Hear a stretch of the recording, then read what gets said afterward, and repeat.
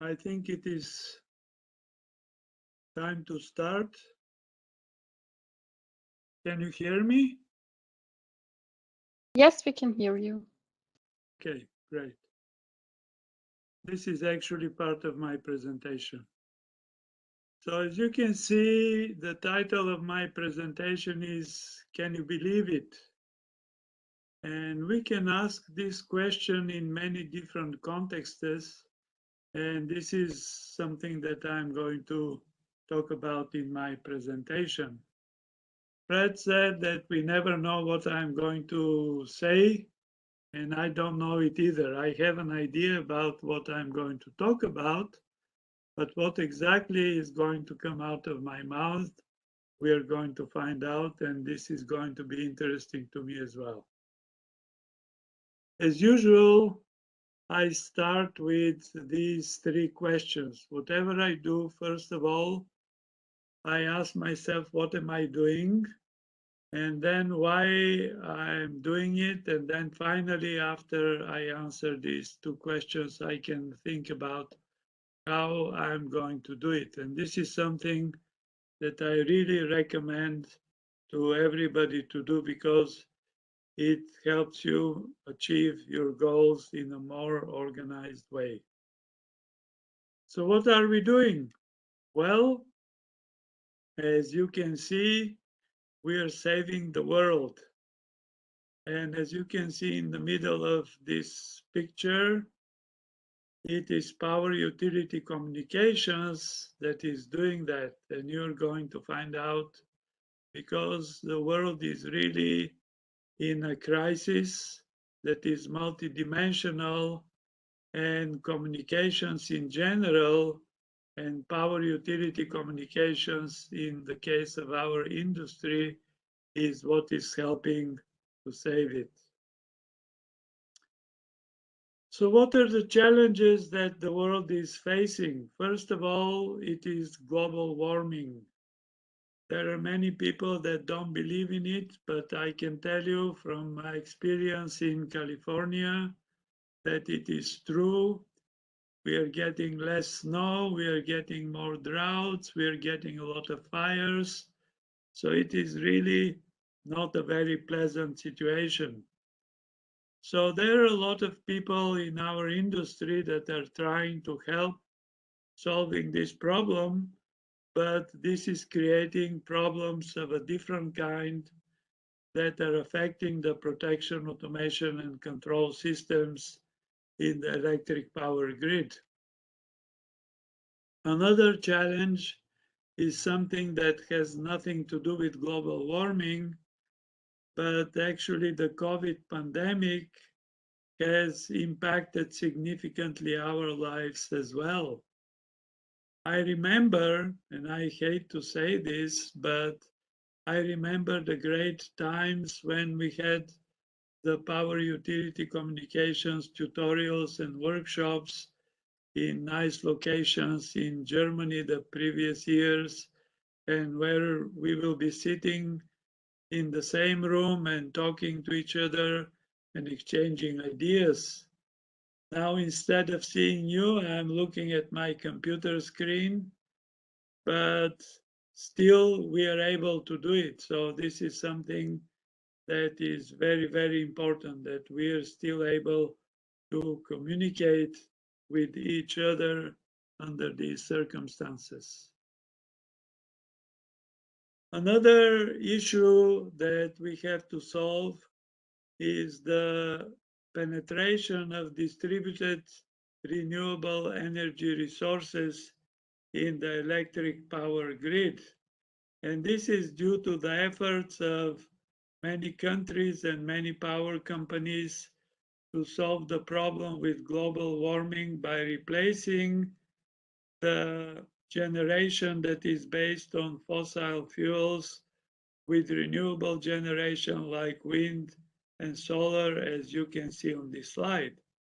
However, this is creating another problem because the nature of the generation in the electric power system is completely different. While in the past we build the electric power systems around bulk generation in large power plants that may have several gigawatts of generation, and then transmitting this energy to the consumers through the transmission and distribution systems. We knew the behavior of these synchronous machines. We knew how they behave when there is a short circuit fault, and we can build the protection and control systems around these principles. Now, this is something completely different because the renewable energy resources are connected to the grid through inverters, and the behavior of the inverters depends on the inverter controller that is designed by the manufacturer. And this is something that is completely different and is creating a lot of problems to the protection and control systems. So when we look at the smart grid that is more or less built around all these distributed energy resources, what we see is, on one hand, the solar power that can be rooftop mounted, or it can be in bulk type facilities. We can see the wind generation, but the problem with these two types of renewable energy resources is that they are not constant. They change depending on the weather conditions. So, for example, if there is a snowstorm that is going to cover all the solar panels with a layer of snow, they're not going to be producing. If we have wind generation and the wind stops, it's not going to be producing. So actually the dependency on the renewable energy resources is a very challenging issue. And this was demonstrated a couple of months ago in Texas when they had a severe disturbance that was caused by a weather event that created significant shortages in the electric power generation. On the other hand, we have the electric vehicles that are becoming more and more popular and available from all major car manufacturers. The issue with the electric vehicles is that they're also in a way unpredictable. We don't know where they're going to be connected to charge.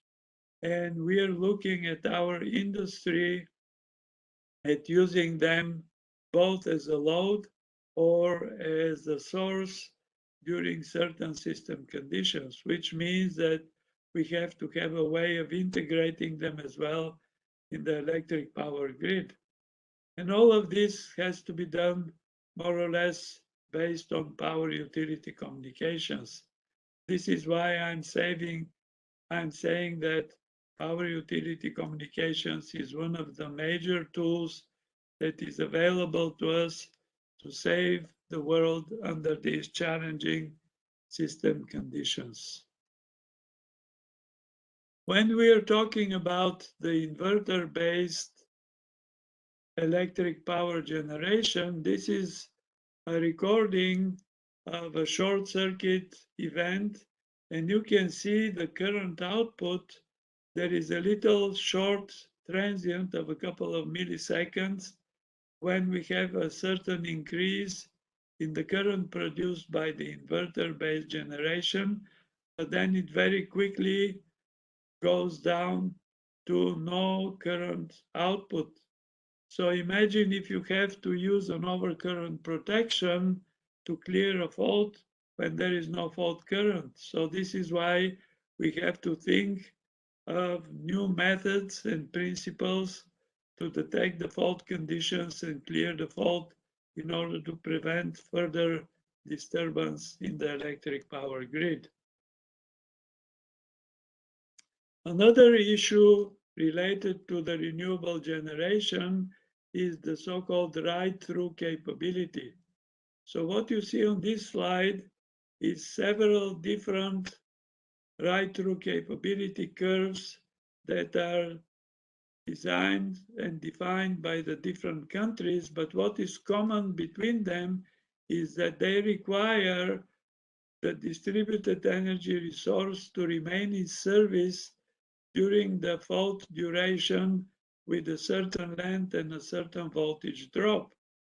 So in order for this to be sustainable and in order to maintain actually the renewable generation in service during short circuit faults, it is clear that we need to reduce the fault clearing time, which is difficult to achieve with the traditional local protection. This is why communications-based solutions are becoming the tool that is allowing us to use communications-based protection schemes that can help us reduce the fault clearing time and maintain the write-through capability requirements.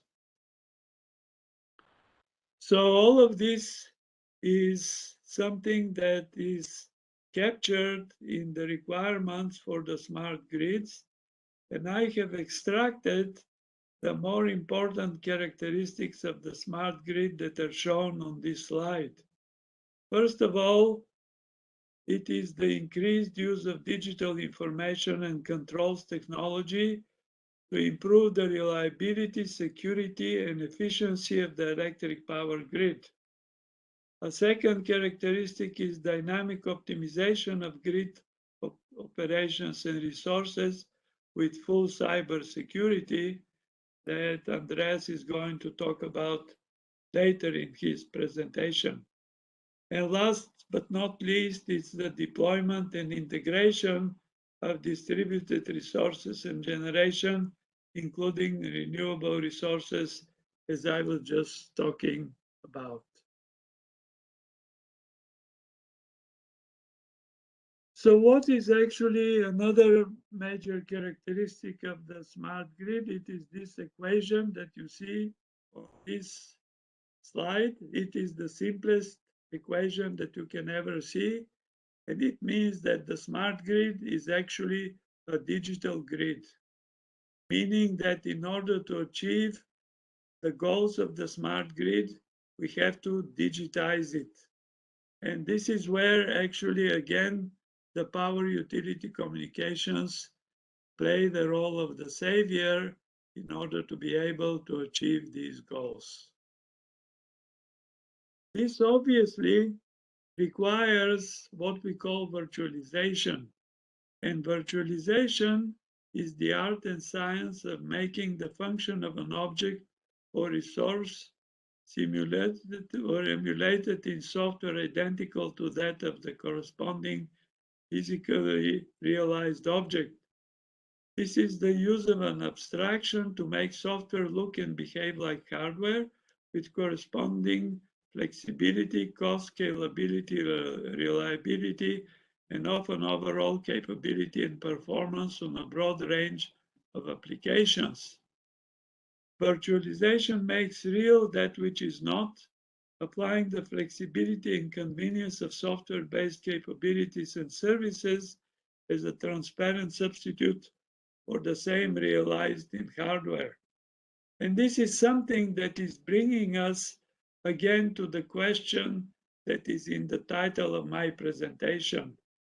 With virtualization, when everything that we do is based on this process, can we believe what we see?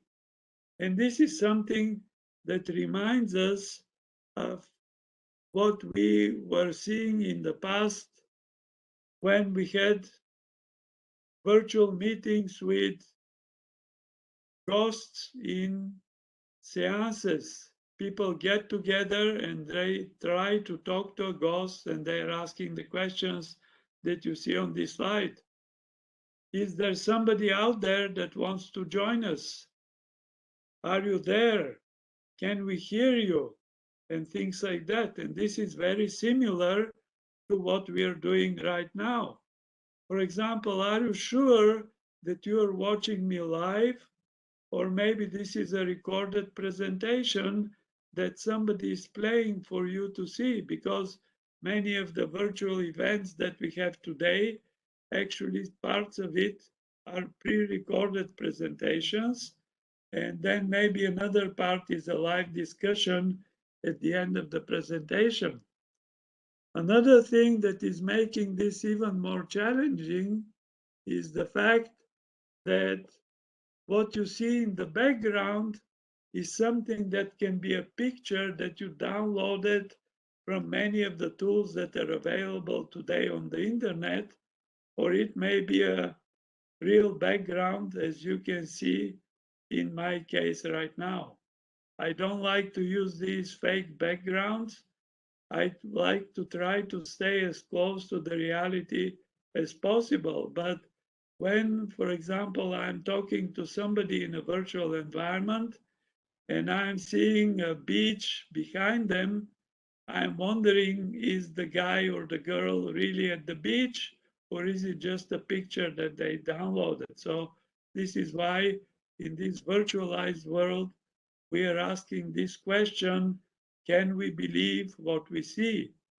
So anyway, this is something that applies not only to the virtual meetings that I'm talking about, but it applies to the world of the digitized substations and power grid, as you're going to see in the coming slides. So after we ask the questions and answer them, what are we doing and why are we doing it? Now, finally, we can start talking about how are we doing it. And the way that we are doing it is made possible by the IEC 61850 standard and the related standards that are building around it. And some of these topics are going to be covered in the coming presentations as well. So what is IEC 61850? This is what you see on this slide, is edition 1 of the standard that was developed about 25 years ago by the people that were members of initially the UCA International Users Group, and then together in the different working groups 10, 11, and 12 that developed these 14 parts of the standard that was published by edition 1. When we talk about can you believe it, the reason, again, I put this as the title of my presentation is that it is difficult to believe how the standard grew from the 14 parts that you see in edition 1.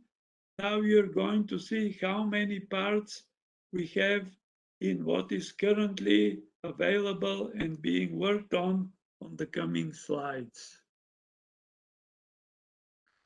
So the next slides are listing all the current parts of the standard and related documents that are available or being worked on. At the beginning, we had 61850 edition 1, which was the introduction and overview. Now you can see that this is split in two parts. 1-1 is the still introduction and overview, but now we have 61851-2, which is a guideline for extending IEC 61850 to meet the requirements of different domains. 61850-2 is a glossary of the terms that people need to understand when they read the standard. 61850-3 is general requirements. 61850-4 is system and project management. And 61850-5 is communication requirements for functions and device models. So you see that these parts more or less remain similar in principle and in their goals. But now we are producing edition 2, edition 2.1, and we are moving towards edition 3 of these parts. 61850-6 is still the configuration description language for communications and electrical substations and power grids, but now there are extensions to this part as well. So we are working on 61850-6-2, which is a configuration description language extensions for human-machine interfaces that will allow the users and the manufacturers to develop tools that will convert the SCL file into a substation HMI automatically, thus significantly improving the efficiency of the engineering process. 61850-6-100 is a guideline for function modeling in SCL for substation automation, and this is also improving the efficiency of the engineering process. You can see now how part 7 has expanded from the initial 4 parts, 7.1 basic communication structure, principles and models, 7-2 abstract communication service interfaces, or the ACSI, the common data classes in 7.3 and the logical nodes in 7.4. Now we have expanded it to cover other domains like 7.4.10 for hydroelectric power plants, the communications for monitoring and control, and 4.20 communication systems for distributed energy resources. This is the logical nodes and data models. Now we are adding to this 7.5, which is IEC 61850 modeling concepts, and 7.500, which is the use of logical nodes to model functions of a substation automation system. The other domains are also adding similar documents, 7.5.10 for hydroelectric power plants and 7.5.20 for the other DR modeling concepts and guidelines. So you see how the number of documents in part 7 is expanding as well. There are some additional parts 7.6 guideline for basic application profiles. Why do we need basic application profiles? Because as you very well know, in IEC 61850, a large number of data objects and data attributes are optional. So this is done in order to support the flexibility of the standard. But anytime when we have improved flexibility, this creates problems with interoperability. And in order to optimize this, we are defining basic application profiles which make some of the data objects mandatory within the context of a profile and thus improving the interoperability. Part 7.7 is specification of a schema for namespace definition files. And then we have the mapping to 8-1, which is the mapping to MMS, which is now in edition 2.1. But there is another part of part 8, which is 8-2, which is mapping to web services. This is available in order to meet the requirements of the smart grid and the use of web services for IoT-based applications. 9-2 is available for sampled values over ISO IEC 8802-3, but also, as Fred, I'm sure, is going to talk about, there is also mapping of 9-2 to another standard for process interface. 9-3 is the precision time protocol profile for power utility automation, which is using the precision time protocol to do the time synchronization of the merging units or other process interface devices and all the IEDs within the substation environment. Conformance testing is part 10, but now there are also additions to this part. 210 is interoperability test for hydro equipment based on 61850. And 10-3, which I'm leading, is the functional testing of IEC 61850 based systems. So these are more or less the expansions in the standard itself. But since the publication of the standard, there have been many issues related to the need of supporting the industry in the implementation. And I'm not going to read you all of these. I'm sure that you are going to get the presentation, but you can see that there is a group of documents that are in the 61850-80, one which is the guidelines for exchange of information from a CDC-based data model using IEC 101 and 104. 8-3 is mapping to web services. 80-4 is mapping to 61850 data models of the LMS. The 80-5 is mapping between Modbus and 61850, and 80-6 is using 61850 for communications between substation and control centers. And now there is a huge number of documents that are more or less available to support other domains or to support the implementation of different parts of the standard. I will just highlight some of them. 90-1 is for communications between substations. 90-3 is condition monitoring. 90-4 is the network engineering guidelines. 90-5 is to transmit synchrophasers or for the routable goods. 90-6 is for distribution automation. And the next ones, 7, 8, 9, and 10, are related for storage, electric vehicles, and models for scheduling. This is another set of additional reports. The 90-12 is an important one, which is for the wide area network engineering guidelines.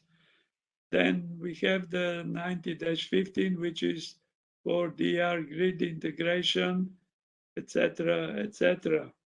And this is the last group of currently developed documents, such as network auto-routing, traveling wave fault location, support for microgrids, user feedback, and ID specification descriptions. As you can see, thermal energy is also becoming now available in another task force efforts to support extensions within the context of the smart grid.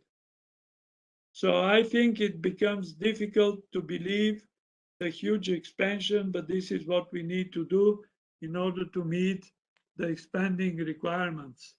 To do that, we have increased from 92 logical nodes that were available in edition 1 to 233 available in edition 2 and additionally added parts of the standard that I was just describing to you.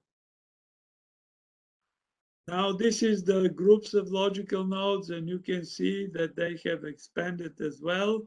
So for example, we have a huge extension in the T group of logical nodes that provide sensors not only for electric signals like the TCTR and TVTR, but a lot of additional ones that support the functional decomposition of different types of protection, automation, and control systems.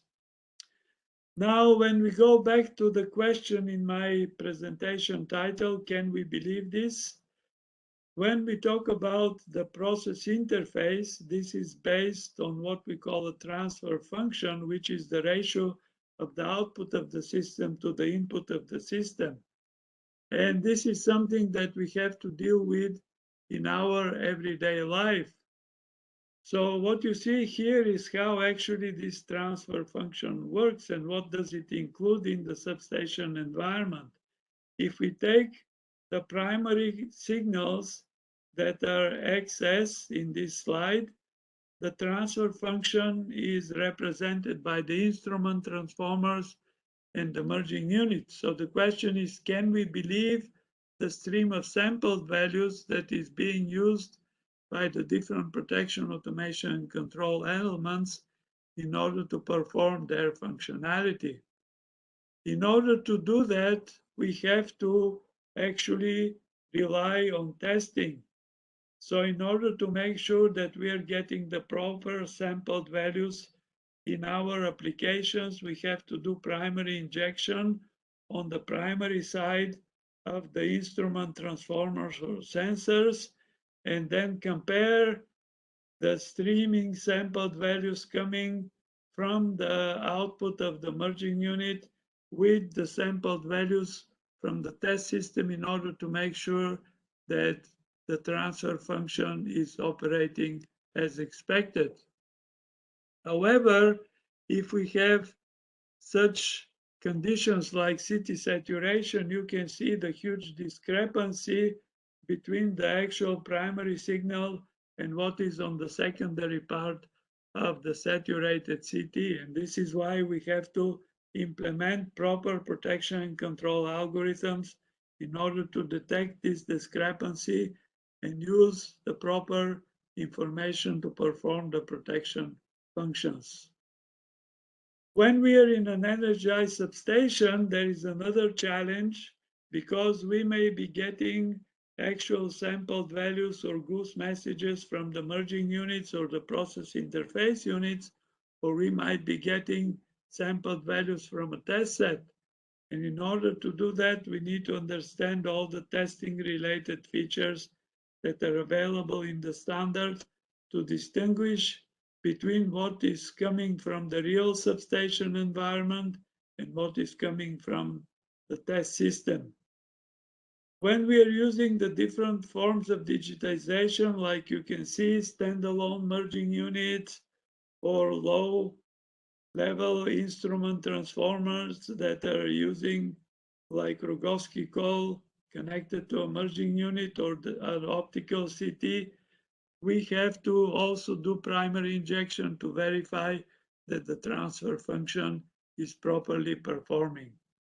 And these are some examples of digital substations that are already available out there, like this optical CT from France. And also you can see a panel with only communication interfaces in the back. Now we are transitioning into a different direction from distributed to centralized substation protection and control systems when we have a central server that is collecting the sampled values and the goose messages and performing these functions. And it is hard to believe, but we are already installing this kind of equipment in substations around the world, and we are moving further into the cloud-based technology. So what I believe is in our future is protection as a service running on a server somewhere in the cloud environment. So more or less, in order to work in this environment that is subject to different threats for cybersecurity, as shown on this slide, we need to be able to distinguish between the actual messages coming from the substation environment and, for example, the blue goose message that was injected by a hacker who was able to penetrate the protection and control system. And I'm sure Andreas is going to talk about that. Another challenge is time spoofing. What you see on this slide is actually a device that costs less than $500 and allows you to fool the system that the time is different. And this may cause huge problems to the protection and control system. Power utility communications in the COVID environment, however, give us another benefit, not only challenges. And this benefit is the ability to do remote testing from the comfort of your office instead of having to drive to a substation and perform the testing with your colleagues, having to distance physically and wear masks and all that stuff. So more or less, this is all the time that I had. In conclusion, I can say that we live in a virtualized world and are getting further and further from the reality. More and more we are asking the question, what is the reality? Do the PAC devices and systems operate based on what is really in the primary system? And should they believe what they see? And I think it is clear that the answer starts with, it depends. So this is all I can say in the time that I had, and I will be happy to answer any questions that you may have. Thank you for your attention.